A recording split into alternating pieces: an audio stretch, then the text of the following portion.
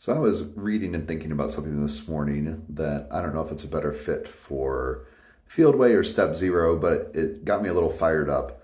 And I thought, I'll go sit in my hammock chair and chill out a little bit while I talk about it. So there's an article out in the Indian Times about the falling morale at Meta because of what they're doing with AI. And what Zuck has effectively done, if you haven't been following this story, this has been going on for a while. He has been training their AI on what their workers are doing.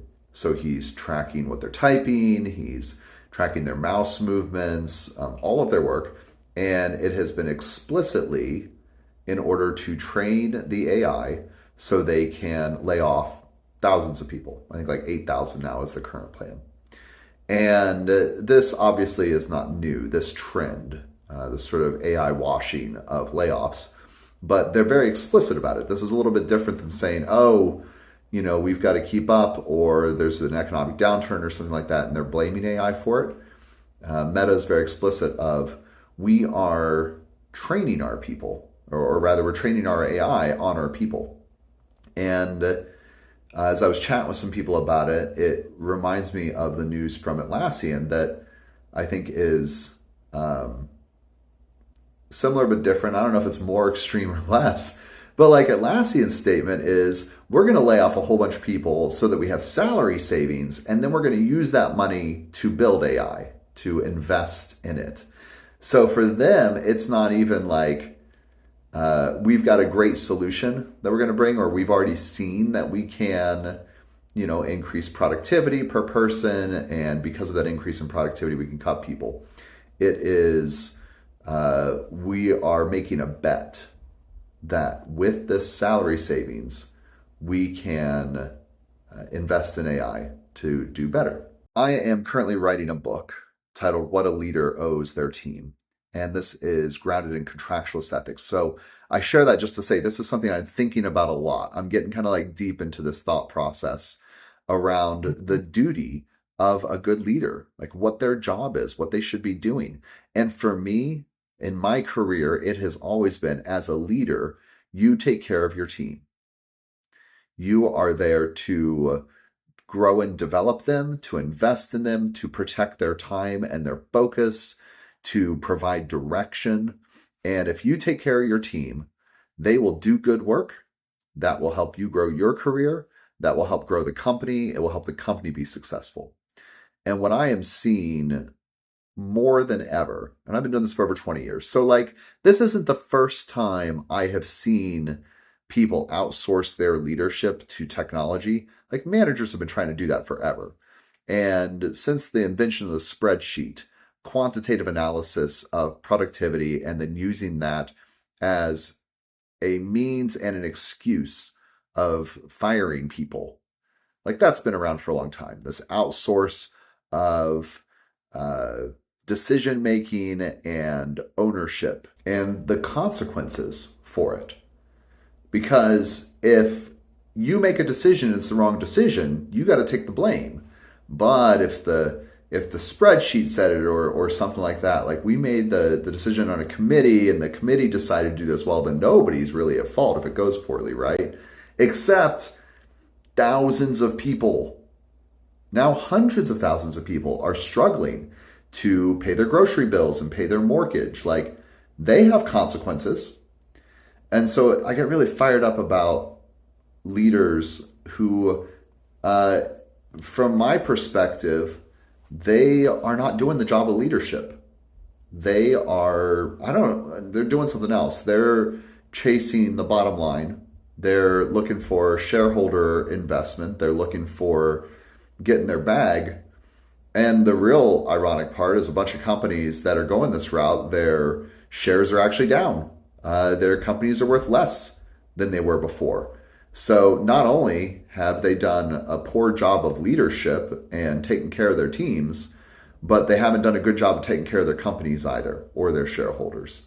They're just failing all the way around.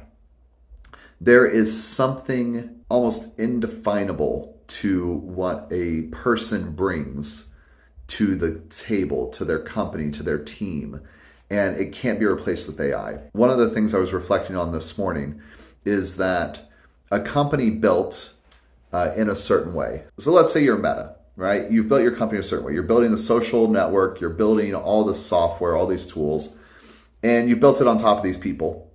These people have contributed and provided to it. You can't just replace them with AI, even when you train the AI on their actions, because their actions are an outflow of their thinking. And the AI doesn't actually capture their thinking. It doesn't capture their imagination.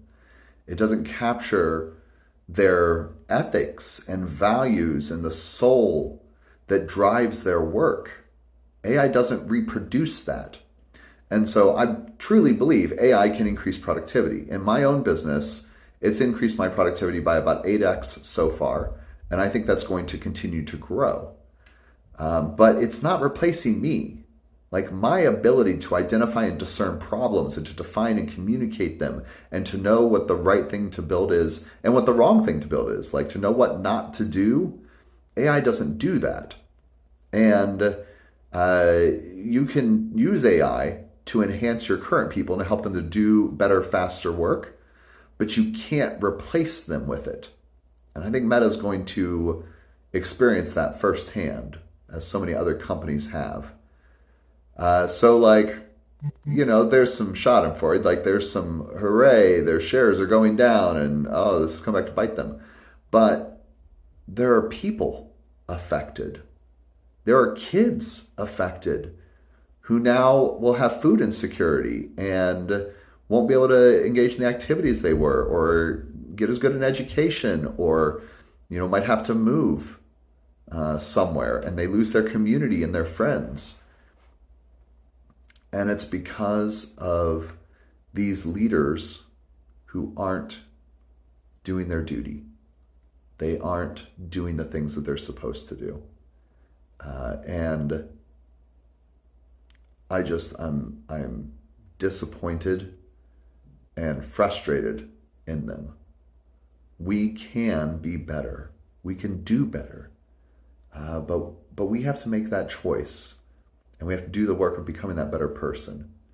So, you know, I write about that act of becoming on step 0, but I'm putting this into my field way because the act of good leadership is what helps our team succeed. It's what helps us deliver. It's what increases and improves our customer value flow. If your team is behind schedule, there's a systems issue and often there's a leadership issue.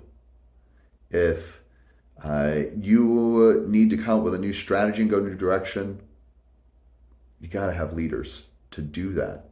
And you got to have people with discernment. And you can't replace that with AI.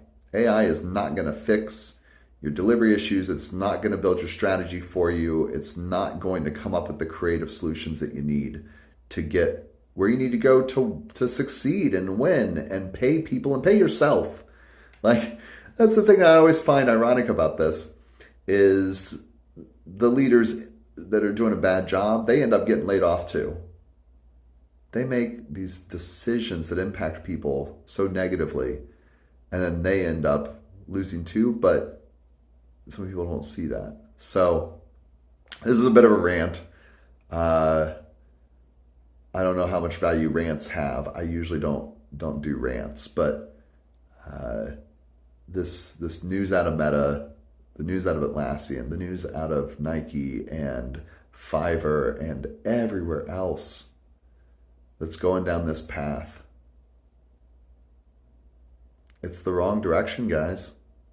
We got to do better, because at the end of the day, what else do we have but people?